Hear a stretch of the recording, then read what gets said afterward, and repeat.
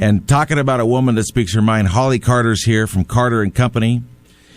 She's running for City Council District 6. We're going to find out who she is, why she's running, what's she going to do. Holly, welcome to the studio with Brooke and George. Well, thank you for having me. Hello to both of you. I'm so glad great you're here. to be here. Thank you. So let's get right to it. Why? Here's the question. You're a busy lady. You're running your own business. Tell me what you do. Tell me what your business is, and why are you running? Why? Give it to me. Getting right to it there. So here we go. That's great. Well, first of all, I just want to remind everybody and I guess apologize in advance. I'm not a politician, so if I don't come off as polished as I'd like to be, forgive me in advance. So who is Holly Carter? Well, I'm 47 years old. I'm a single mommy of 4, although I only have 2 left at home, 1 in college and 1 is 10. I have 3.5 grandchildren. I've got another one on the way. And I've lived in Fresno since 1995 and in District 6 for over 11 years now. I am a proud business owner. I own Carter & Co. Communications, Inc., which is a strategic communications firm and also a crisis management firm. And about a year and a half ago, I opened another division, Carter & Co. Ag, with the mission of telling the story of Central Valley Ag. It's something I'm very passionate about. And I feel that when it comes to agriculture, we are getting short-changed because we have not defined ourselves, and it's define or be defined. So my goal is to fix that. I've been the executive director of the Fresno County Republican Party, and I created a innovative program that received national attention directed at recruiting young people to the party. I've worked with Congressman George Radonovich, and I'm proud to list him among my many endorsements. And I'm a strong believer in giving back in the community, and I've donated my time and skills to help numerous nonprofits. I've also founded my own nonprofit, The Face of Cancer, which was founded out of my own personal battle with cancer. And it was that battle that has been one of the most defining and character-building experiences of my life that really allowed me to come to the place today where I have the courage and the tenacity to step up and run for office. You know, it's interesting. Probably, gosh, I don't know. I call him my brother. He's my best friend. His wife was just battled cancer and had an operation. They're either wrapping up or they're driving back from LA today. And God bless them. And our prayers are with you. You know, cancer is a tough one. I've seen it. I haven't witnessed it myself. But wow, cancer survivor. That's impressive. Well, you know, it is, and for me, it's, you know, the year of the battling cancer with the chemo and the radiation really was just where the story began, because the day before Thanksgiving in 2009, I went to the doctor to get my results, again, after a year of going through with Sarah, Todd's wife, you're referring to. She's just a neat gal. So I go in there day before Thanksgiving, get results. Mom and Dad are with me, and I'm thinking everything's all good. I'm excited and, you know, going to move on. And, of course, the doctor walks in the room, and he's looking down, not looking me in the eye. And I knew this is not good. So he told me that the treatment hadn't worked and the cancer had spread and I was going to die. It would be 1 in a million that would survive at that point. So I was told to go home, get my affairs in order, and celebrate my holidays with my kids. And so that experience from 2009 to now has just changed who I am. And, you know, every day I get up and I'm vertical is a good day. And going through those difficult times and feeling like all hope is lost, and then sitting here today with no signs of active cancer, so essentially cancer-free, is such a miracle. And it really helps you prioritize what's important in life. And it has really helped me in coming to the decision to step up and run. Gift from God, absolutely. Holly, as you know, according to the I don't know if you saw George's article today on the CVObserver.com. Of course. Crime's up in Northeast. Oh, yes, it is. Burglary's up. Snatch and grabs. Oh yes, right. I mean, two. Let me just tell you this: two of the biggest issues that when I put it out there, social media and talking to people, two of the biggest issues that they want to hear about is what are you going to do? Let me back up. 3. What are you going to do about crime? What are you going to do about slumlords? And how are you going to fix homelessness versus vagrancy? You know, you're going to be one of 7, so you've got to obviously get your colleagues to go along. Let's take it in this order, because I've noticed at Fresno, on Blackstone and Herndon. I hope the mayor and George, your best friend Mark Standriff. I hope these guys are listening to this program. That if you go to the Denny's at at the corner of Herndon and Blackstone, or if you go to the race shop there, the RC car store, the Hobby Town at Barstow and Blackstone, you've got homeless encampments that have been there for a long, long time. How does Holly Carter fix that problem? Well, that's a great question. You know, I want to start the answer to that question by differentiating between homelessness and vagrancy. Okay. And we have services and social safety nets out there for those who are homeless and need help. And, you know, as many of us have discussed before, there's no reason today for anybody to be homeless in the city of Fresno. If they're homeless, it's because they've chosen to reject the services that are available to them.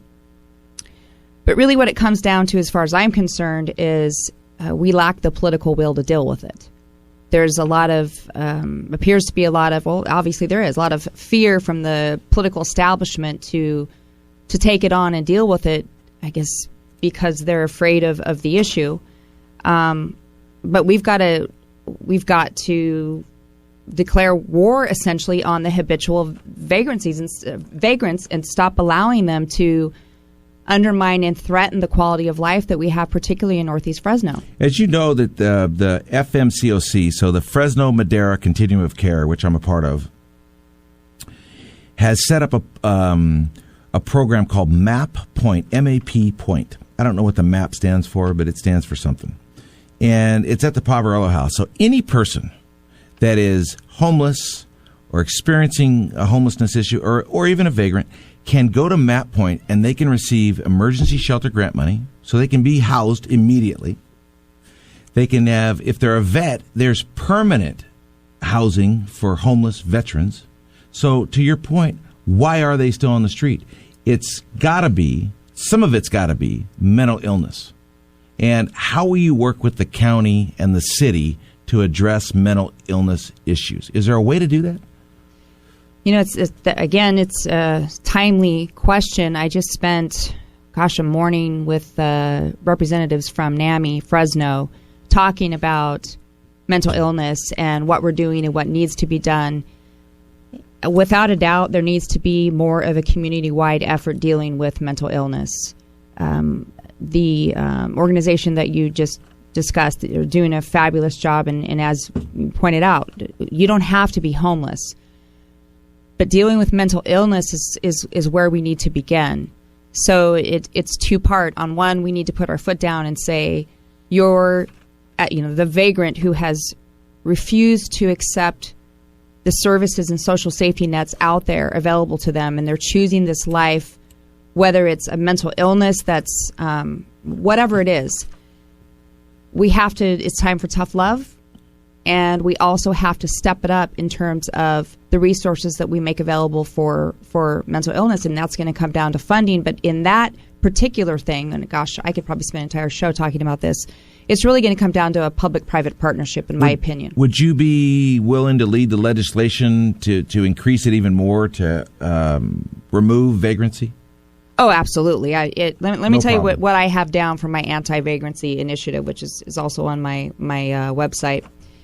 So work with local businesses to educate them on what they can do to combat vagrancy on their property. That's number one, that they don't have to tolerate it. By the way, do you have that on your website? Yes. So they can go to your website. What is your website? It's hollyfortw.org.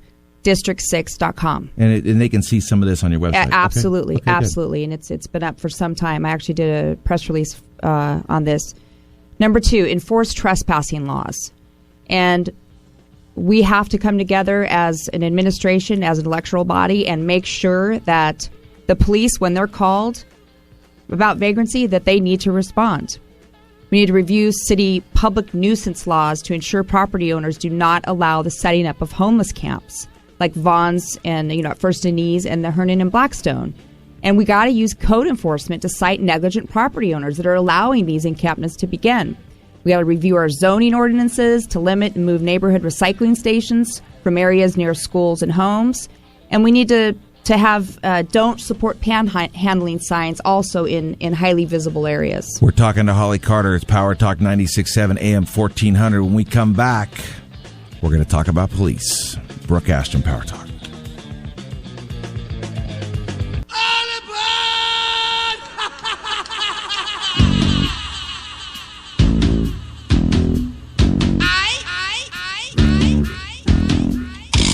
The Power Talk Afternoon Show. Once again, Brooke Ashjian on Power Talk 96.7 and AM 1400. I can tell you one thing. They got the song right, Crazy Train, because they got me in the house. We're talking to Holly Carter. She's running for City Council District 6. And George Hotstetter's here of the CVObserver.com.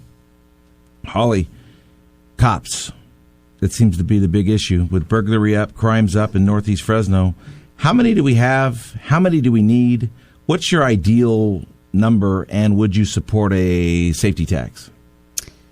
So that's a lot. Let's take it down. We'll break this down. Okay. In my opinion, what I've laid out for my solution, and it's not a plan, it's a action item, an agenda to lead to a solution. We need to get to 850 officers pretty darn quick, which is the number that we were. I know 2005 we were there, but in 2009 started the just tremendous slashes to public safety, which is, public safety is police and fire, is not police or fire. So I want to point that out. But specifically in talking with about the issue of police officers, so we need roughly 90 over what we have the current budget allocated for. So we've got funding for 760. Ironically, we've had funding for 760 for some time, but we haven't been able to hire them. I talked to Jerry about that, and for our listeners out there, they're having a real issue with these kids that are coming out of high school and are doing the drugs or doing the backyard drinking or have a DUI or they've done this or they've done that. They can't qualify. A lot of the issues is they can't qualify. Some of these guys, it's not that they're hesitant to hire them, he told me. He goes, Brooke, we need good candidates. We need good people to be cops. Well, that's true, but even if we hire, let's just say, one of these young kids, they do get in, it's a year before we're going to have any boots on the ground. So that's not going to be the fix. I mean, we need to look at lateral hires. We need to look at hiring an officer where we can get them on the street. So coming from another district. From another city. Yeah. So we need to look at the entire package, and we need to make it competitive so that we can attract these lateral hires, because we need help now. Well, and Fresno for FPD, under the direction of Jackie Parks, has one of the best pension systems in the nation. I mean, these guys are like 115, 120%, somewhere in that neighborhood of being overfunded. I don't know why they wouldn't want to come here. Well, I mean, we've got a $10,000 signing bonus right now, and we still can't get them. Talking about the lateral hires. So, Clovis Police Department, their pay is more than Fresno. I didn't know that. Yeah, well, not only did we do massive cuts to public safety, but we didn't keep in line with the cost of living.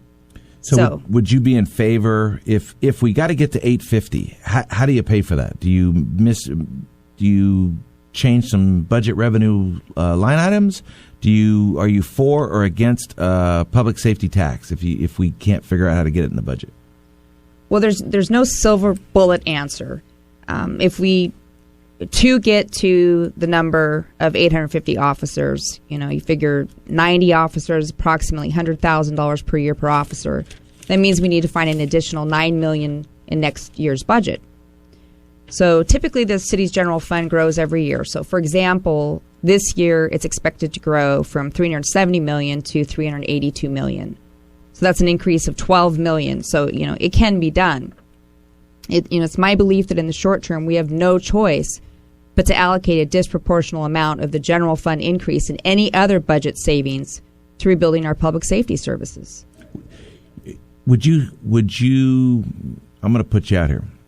Would you say that your number one thing, your number one cause, your number one driving force, public safety? Absolutely. Okay. Interestingly enough, the decision to enter this race was something that I started contemplating 2 years ago, and that was not the reason that I was thinking about it. That I was evaluating it. What originally drove you to run for office?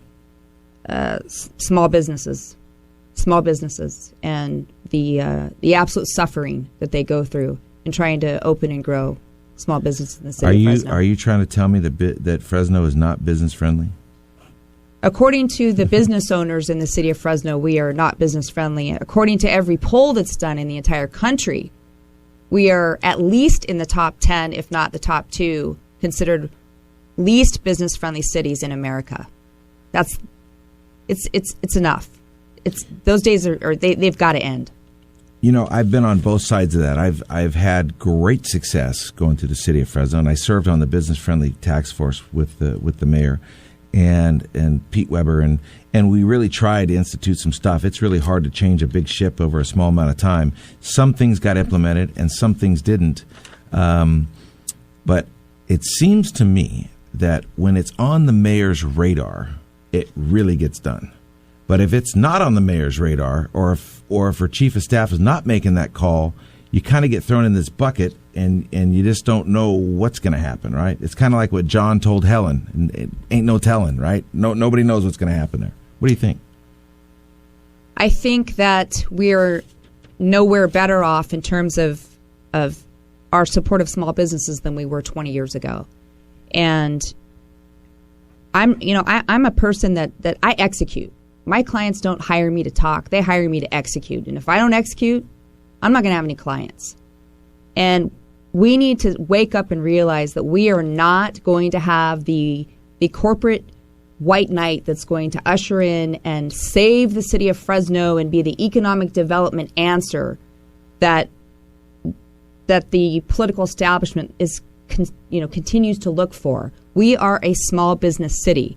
Retail chases rooftops. We're not there. We are a small business city. It may be 20 years before we have the rooftops to attract the kind of retail that the city is constantly going after. So we need to be realistic and wake up. So one of the things that drives people to do business here is obviously if they're business friendly or not business friendly, but it's also the general plan. So we've got a couple of issues. We've got this new general plan coming in and the code update, and you've got the developers versus the mayor, and some are falling in line, and some are want a box in the alley. The big issue that I hear is sprawl, right? Mayor really wanted to do infill, and I think infill is important, but I think sprawl is important. And let me just tell you two things or three things that I think, and give me your opinion on what you think. I'm going to ask all three candidates this, George, if it's all right with you, is three biggest mistakes that ever happened in Fresno County, in my mind, happened because, one, Fresno Unified was asleep at the wheel, and a guy, some dirt farmer named Doc Buchanan, ate our lunch and took all of the school district north of Herndon because he said it's nothing but pig farmers. Why do you guys want this, right? It's fig trees and pig farmers. So all of north of Herndon is now Clovis West, Buchanan, where you're at, your district. Mm-hmm. It's Clovis Unified. It's not Fresno Unified. Right. There's a reason for that. Yes. Because Doc Buchanan was smarter and more and negotiated better than Fresno Unified. The other thing that happened was the Northeast Corridor. The Northeast Corridor of Clovis, where the Clovis City Council 5 or 6 years ago absolutely dropped the ball. They said no more development in the Northeast Corridor. And they thumbed up at the developers, even though all the developers said, hey, this is a great idea. What happened today? These guys jumped the river, and now we're going to build in Madera.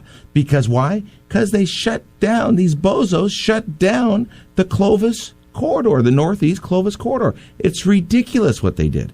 The third one, Fresno Unified again, on the south end of the city. Go to Sunnyside, go to Fowler, and Kings Canyon.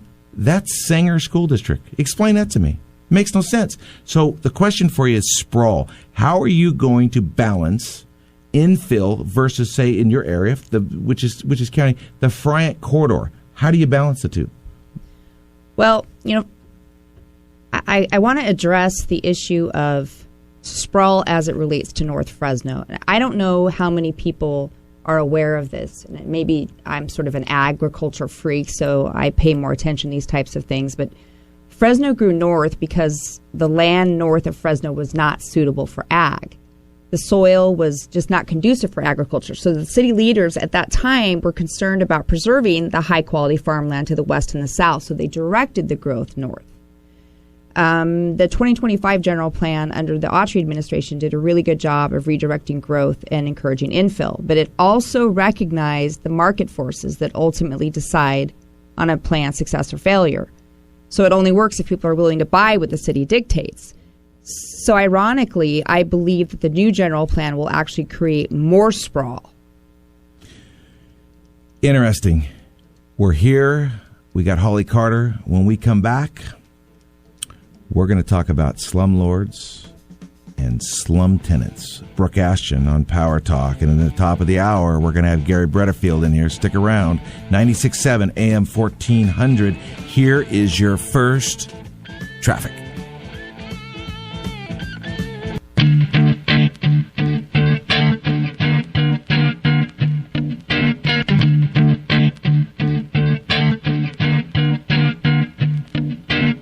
The Power Talk Afternoon Show. Here again is Brooke Ashjian on Power Talk 96.7 and AM 1400. Brooke Ashjian, Power Talk 96.7. We're here with Holly Carter. First and foremost, I want to thank my Uncle Jim Ashjian Lighting for fixing the lights we can finally see in here. Faster than Jimmy John's. Unbelievable. Holly, slumlords, slum tenants, and then we're going to take a question from George. Tell me about it. Slumlords. Yep. I spent 7 years working my way through college at night, managing executive rentals, ironically for Lee Brand. So I'm a little familiar with this and the issue, and it's unacceptable. Period. The end. We need more code officers.